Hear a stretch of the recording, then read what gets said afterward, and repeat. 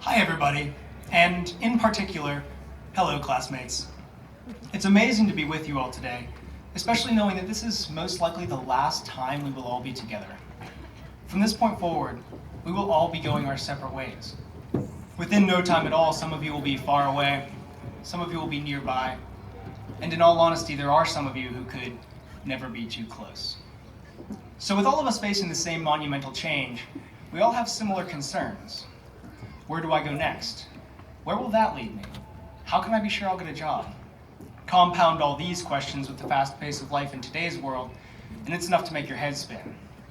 Worse yet, the stress of it all is enough to get you into a rut. This rut will have you constantly focused on what you have to do today, this week, this month, or what you have to do to further your plans. Without even realizing it, the situation we all find ourselves in has a tendency to make us selfish, unappreciative, and blind to the simple joys in life. I suppose you can't blame us. We are told that adult life is hard, and getting a job is hard, and overcoming college debt is hard, and we've all seen enough fractured relationships to know that maintaining a relationship must be hard. So I guess it's not a mystery why we approach life with a cynical, self-centered focus. We know there will be challenges, and we begin to prepare ourselves for that. But nonetheless, these character traits that we develop are shortcomings. Unfortunately, it seems as though these characteristics have come to define our generation. Throw in accusations of entitlement and narcissism, and you have a complete picture of how the world views the millennials or Generation Z.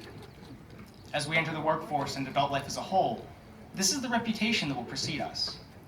But both as a generation and as individuals, we should not allow our reputation to dictate our behavior. So what can be done? It is true that the world will not change to make life easier for us, but we can change to make life easier for us. All of the stress that makes life crippling comes from man's false belief that money, material wealth, or status will make us happy. Ultimately, it is not what we have done for ourselves that will make us feel fulfilled, but what we have done for others. When you acknowledge and accept this truth, life won't become easy, but it will become less stressful. This is simply because you don't need money, material wealth, or status to help others. Therefore, whether you end up living in a penthouse, a tiny house, or even no house, you can still complete the most meaningful part of earthly human existence: loving and helping one another. The danger of living for yourself is twofold. Not only do you miss the feeling of true fulfillment, but you miss life as a whole. When your goal is always to achieve more, and you never feel satisfied with what you have, life will just pass you by.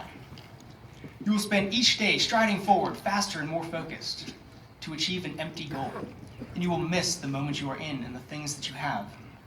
In the words of Ferris Bueller, life moves pretty fast. If you don't stop and look around once in a while, you could miss it.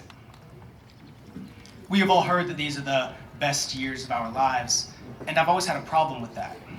It may be the case that some of you will look back when you're 70 or 80 and conclude that these were, in fact, the best years of your life, and that's okay. But that is a conclusion that none of us, at this stage in our lives as young adults, should accept. None of us should approach the remainder of our lives believing that our best years are already behind us. I can think of nothing more capable of stopping us from living fully than believing our prime is already past. As I have stated, no matter where you are, and regardless of your condition or status, you can live a meaningful and fulfilling life. All of us are going to have a lot to process, not only during this transitionary period, but for the rest of our lives. So if you need one memorable takeaway, remember this: you are not the center of the universe, and I assure you, you will be happier when you stop trying to convince yourself of that. True fulfillment comes from what you do for others, not yourself. Take the time to consider the effects that your goals will have on others. Thank you all for being a part of my life. Best of luck to you all. May God bless you, and congratulations.